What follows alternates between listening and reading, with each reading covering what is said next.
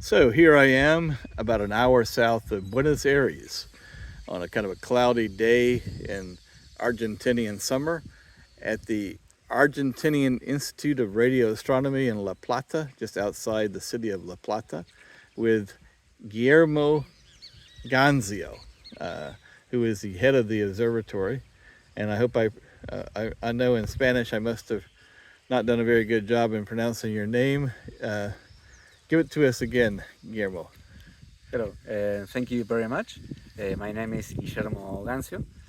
As you correctly said, I'm the head of the observatory and I'm the responsible of the maintenance and the development of the radio telescopes here that we use for mainly for pulsar observations. Making pulsar observations.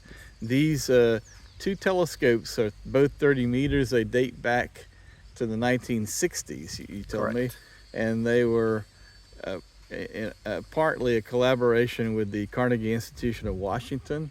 Yes. Is the CIW still involved with this observatory? No, No. not at this moment. No, Okay, but now you partnered also with your pulsar observations with Rochester, the Rochester Institute of Technology in New York and New York State. And so tell us a little bit about how difficult it is. You were telling me just how difficult it is to actually detect the pulsars. If you didn't know where they were on the sky, you'd have a hard time finding them. Is that right? That's correct. Yes, they are very difficult to detect. You need to acquire data of the radio telescopes very fast with a very high bandwidth for us.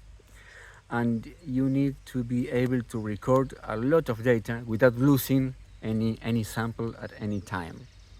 So that's a challenge for those kind of observations. There is a lot of information to be stored. Each observation is around 300 gigabytes of space that we need to later to be processed.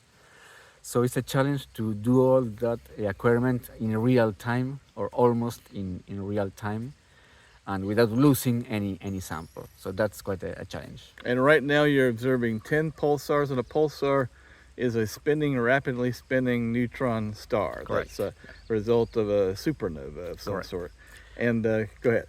Yes, we are observing for our monitoring program around 10 pulsars, and we try to observe them every day. So we have a very high cadence of observation. We observe some very important pulsars for us, like the Vela pulsar or a millisecond pulsar JO437.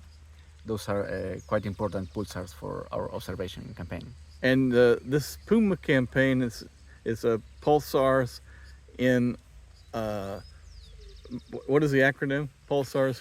It's the pulsar monitoring in Argentina. Pulsar monitoring in Argentina. Correct. And you've been doing this for the past 5 years. Correct. Yep. And you tell me that in 10 years' time, the current observational campaign will become obsolete due to the advent of the SKA, the square kilometer arrays. Actually, there are two of them, one in Australia and one in South Africa, if I'm not incorrect.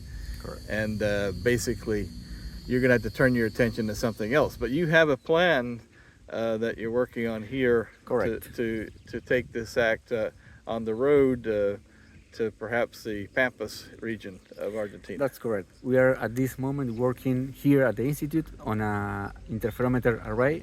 We call it a Pathfinder. A Pathfinder. We are building 3 antennas to be installed here at the Institute. This is just a technological demonstrator, so we can develop our own antennas, we can develop technology, the electronics and all the software.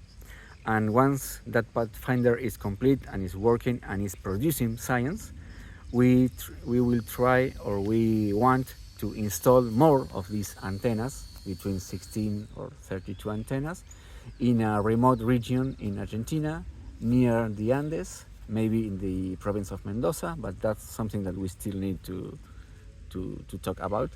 But that will be like the mid and long-term objective of the observatory here. And one reason is because as this region grows here, you're getting more and more radio interference. Is that right? That's correct.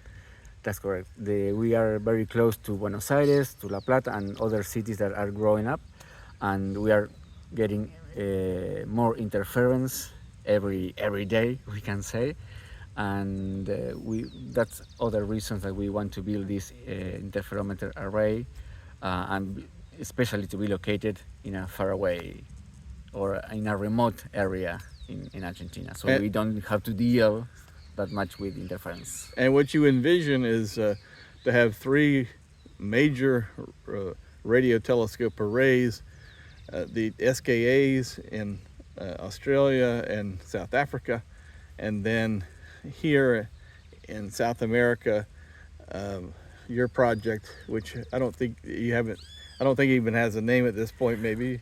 Well, yes, it has a name. I should mention before. It's the Multipurpose Interferometer Array, Uh-huh. or MYA. Okay, MIA. MYA does have a name, okay. That will be MIA in Spanish. Yeah, that's correct. Uh-huh.